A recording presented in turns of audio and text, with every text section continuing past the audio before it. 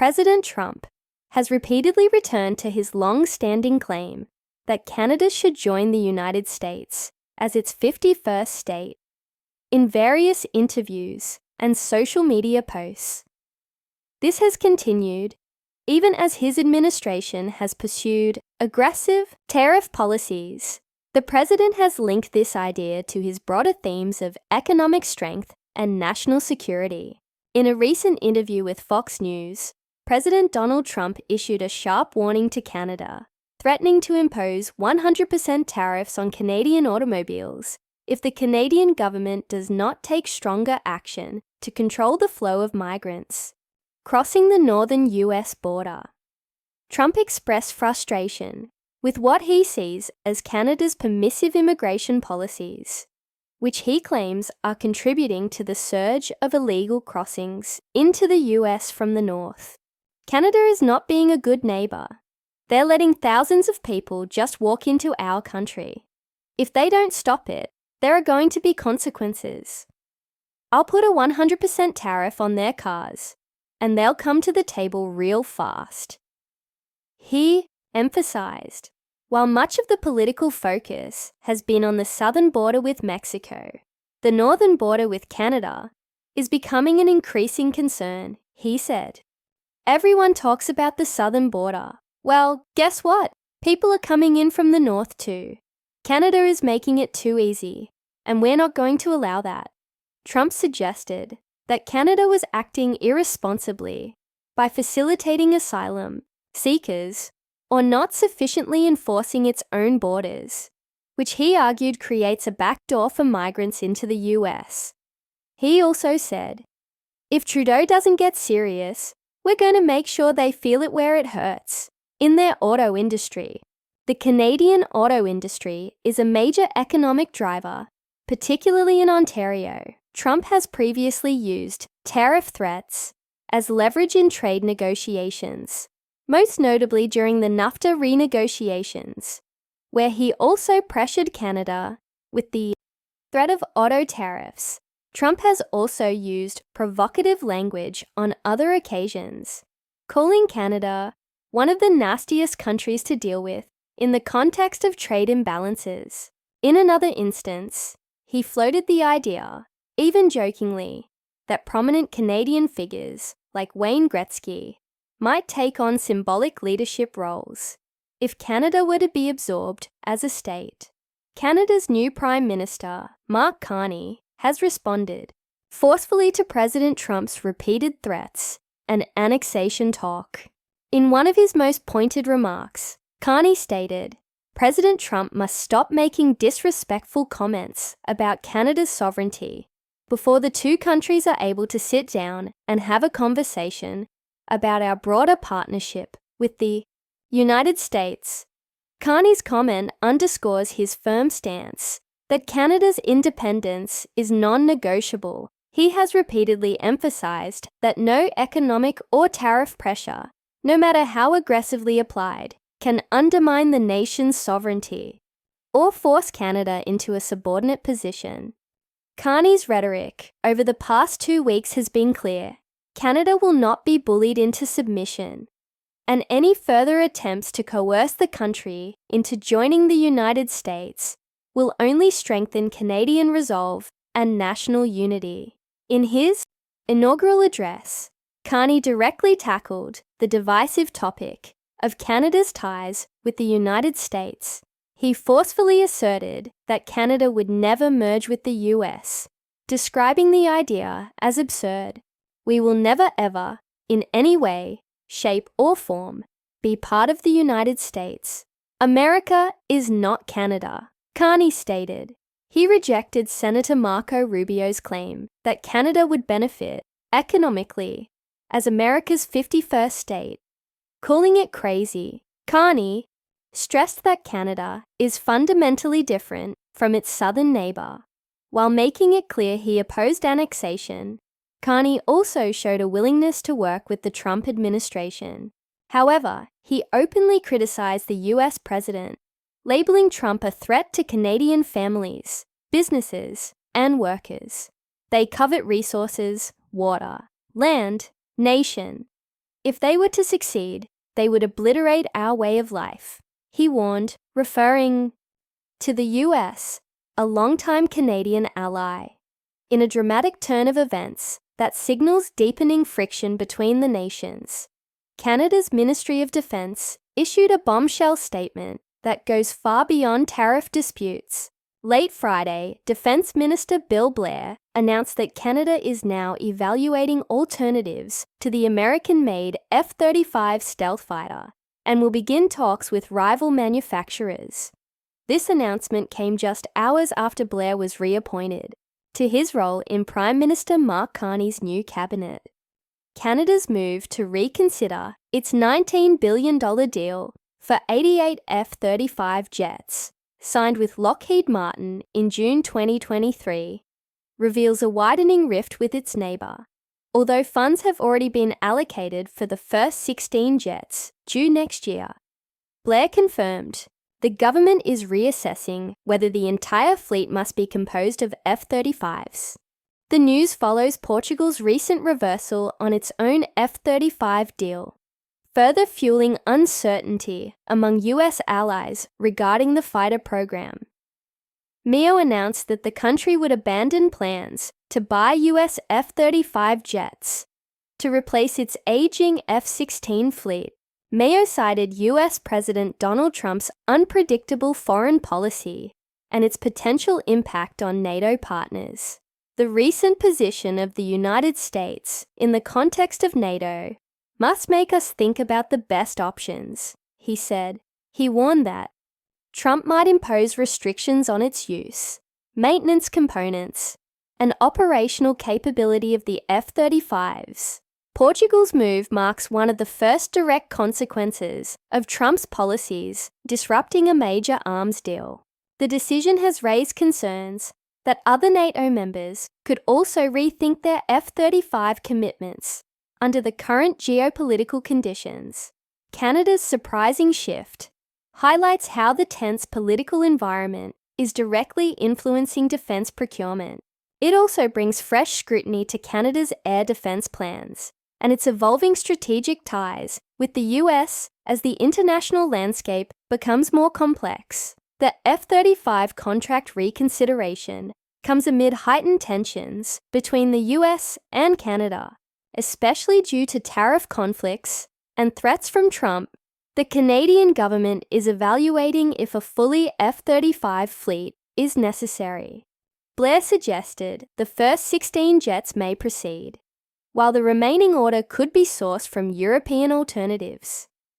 In June 2023, Canada finalised a landmark $19 billion agreement with Lockheed Martin for the purchase of 88 F-35A Lightning II stealth fighter jets. This acquisition marks one of the most significant defence procurements in Canadian history and is intended to modernise the Royal Canadian Air Force's ageing fleet of CF-18 Hornets. The deal encompasses far more than just the aircraft themselves. It also includes associated weapons systems, long-term sustainment support, infrastructure development, and comprehensive training programs for pilots and maintenance personnel. The F-35s were selected after a competitive process aimed at identifying a fighter platform capable of meeting Canada's operational needs well into the future, particularly in areas such as Arctic sovereignty, NORAD modernization, and NATO commitments. As part of the initial phase of this multi-year procurement, Canada has already paid for the first 16 jets, which are scheduled for delivery beginning in 2026. These initial aircraft will be used primarily for training purposes, allowing RCAF personnel to gain operational familiarity with the platform before full-scale deployment across the fleet. The decision to proceed with the F-35 program reflects Canada's emphasis on acquiring a fifth-generation fighter jet that integrates advanced stealth, sensor fusion, and interoperability with allied forces, particularly those of the United States. Despite moving forward with the F-35, Canada had explored alternative fighter aircraft during its procurement review, One of the key alternatives under consideration was the Saab JAS 39 Gripen, a versatile Swedish multi-role fighter developed by Saab AB, a prominent defense manufacturer. Established in 1937, the Gripen has often been praised for its cost-effectiveness, ease of maintenance, and adaptability across a wide range of mission profiles. Its advanced avionics, agility, and capability to operate from short or improvised runways made it a strong contender, especially in the context of Canada's vast and often remote geography.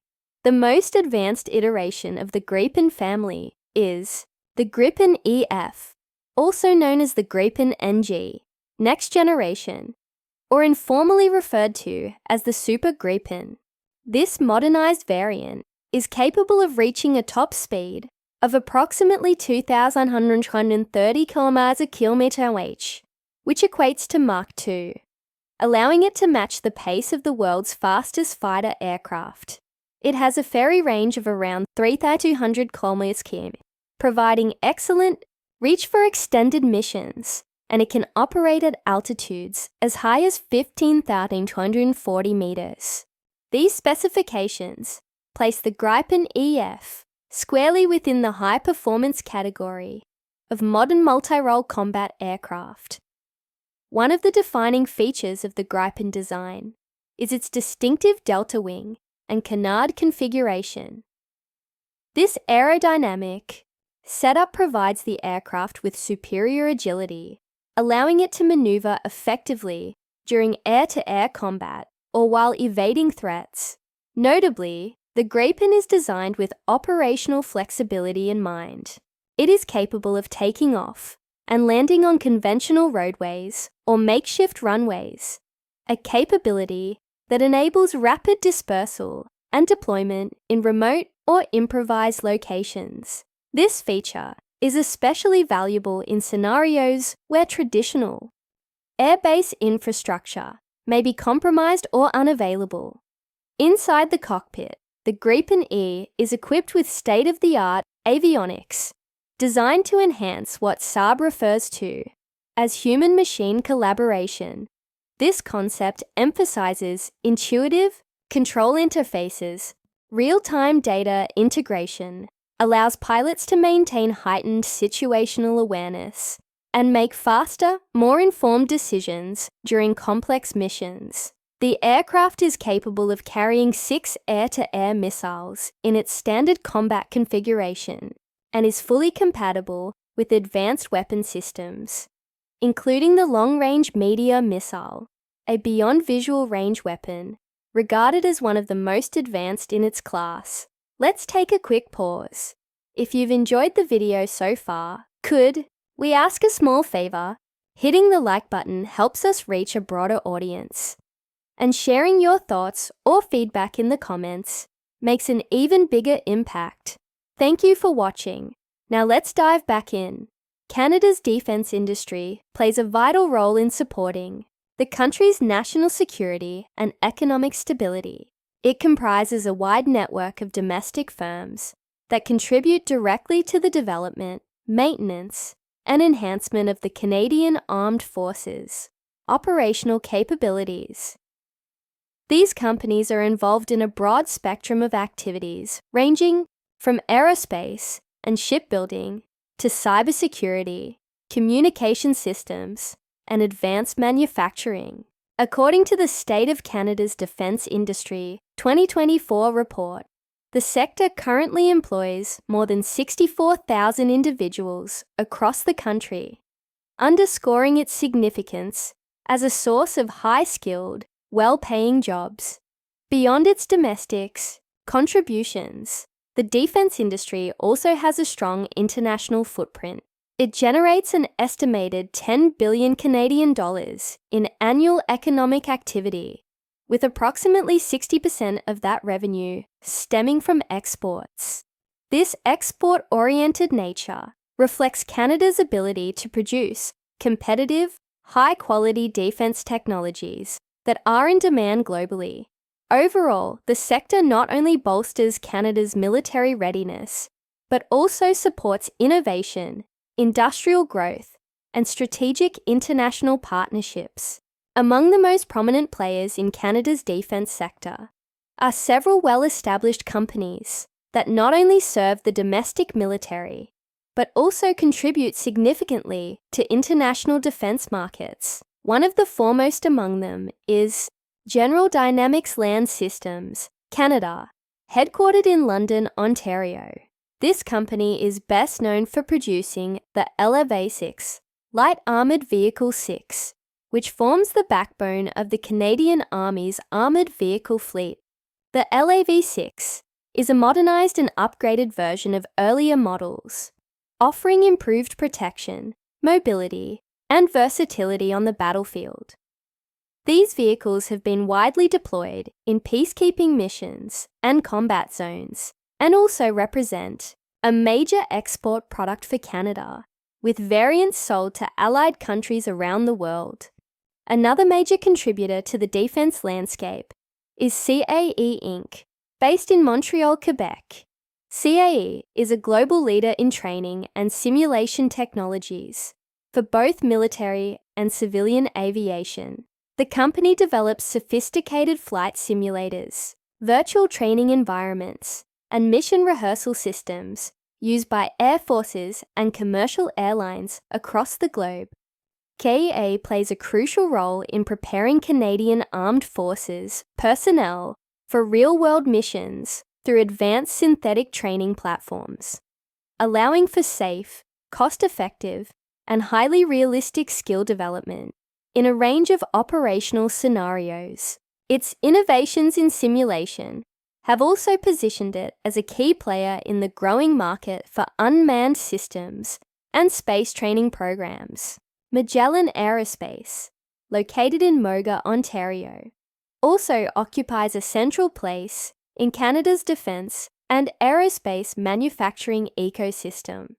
The company specialises in the production of complex aerospace systems and components, supplying both defence and commercial sectors. Magellan's capabilities span everything from engine and structural components to advanced space systems, including satellite subsystems and propulsion technologies.